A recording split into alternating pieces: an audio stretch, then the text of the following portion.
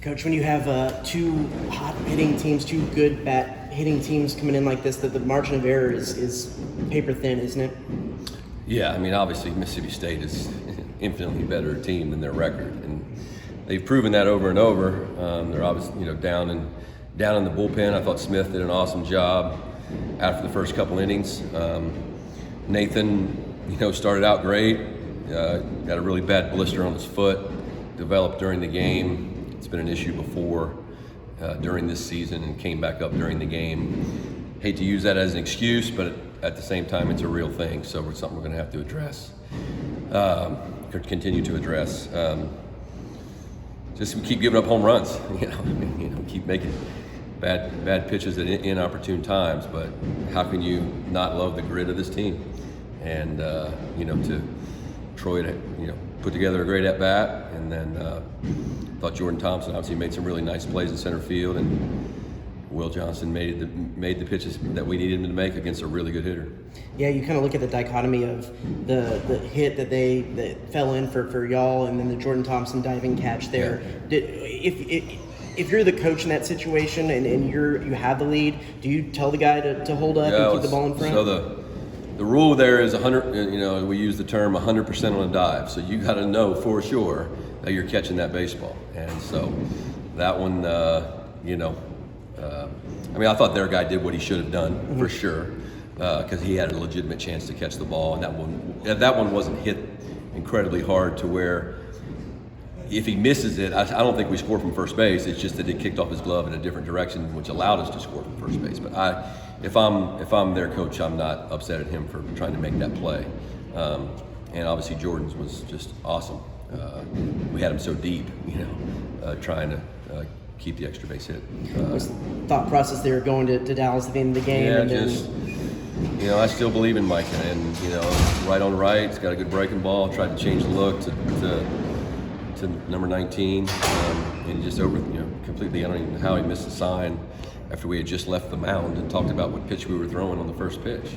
So he's obviously just really spun out right now, and so I'm looking for opportunities for him to have success so he can build some confidence.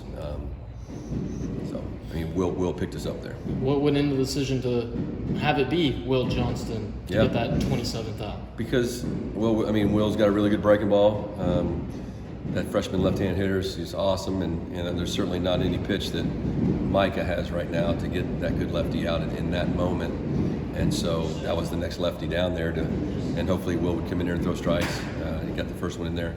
Claunch caught, awesome. That was a big block. He had some big blocks in that inning with runners at third base, and so Claunch was as much of the story as Will was making the pitches. Did you get an explanation on the Trevor Werner? Yeah, it's just the umpires are really bad.